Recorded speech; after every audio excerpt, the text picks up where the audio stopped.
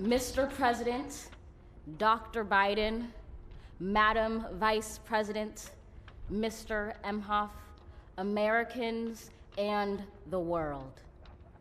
When day comes, we ask ourselves, where can we find light in this never-ending shade? The loss we carry, a sea we must wade. We've braved the belly of the beast.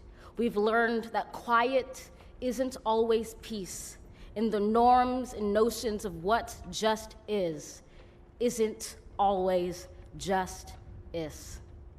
And yet the dawn is ours before we knew it. Somehow we do it. Somehow we've weathered and witnessed a nation that isn't broken, but simply unfinished. We, the successors of a country and a time where a skinny black girl descended from slaves and raised by a single mother can dream of becoming president, only to find herself reciting for one.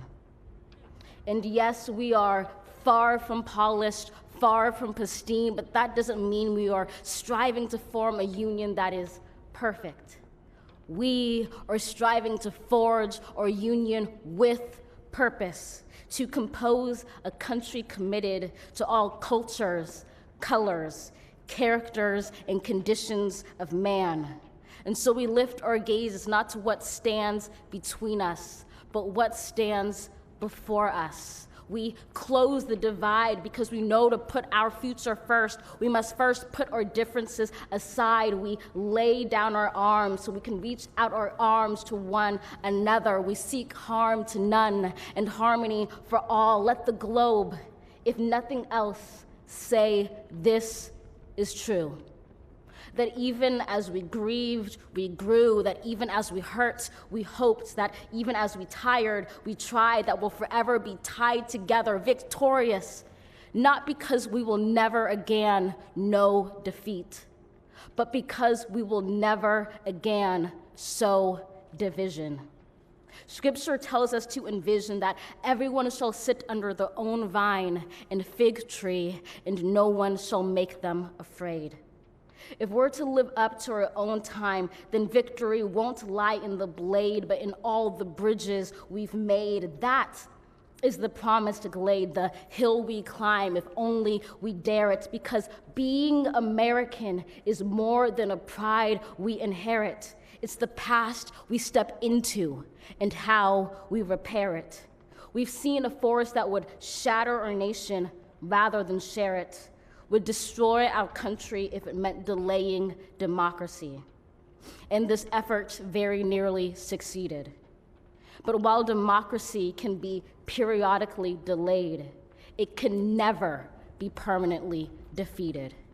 In this truth, in this faith we trust, for while we have our eyes on the future, history has its eyes on us. This is the era of just redemption. We feared it at its inception. We did not feel prepared to be the heirs of such a terrifying hour, but within it we found the power to author a new chapter, to offer hope and laughter to ourselves. So, while once we asked, how could we possibly prevail over catastrophe? Now we assert, how could catastrophe possibly prevail over us? We will not march back to what was, but move to what shall be, a country that is bruised but whole, benevolent but bold, fierce and free.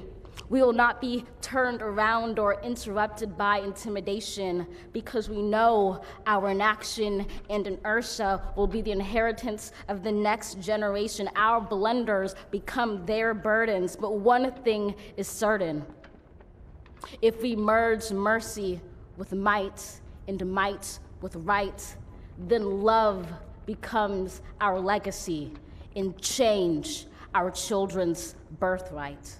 So let us leave behind a country better than the one we were left. With every breath from my bronze-pounded chest, we will raise this wounded world into a wondrous one. We will rise from the gold-limbed hills of the West. We will rise from the wind-swept Northeast, where our forefathers first realized revolution. We will rise from the lake-rimmed cities of the Midwestern states. We will rise from the sun-baked South. We will rebuild, reconcile, and recover in every known nook of our nation, in every corner called our country. Our people, diverse and beautiful, will emerge battered and beautiful. When day comes, we step out of the shade, aflame and unafraid. The new dawn blooms as we free it.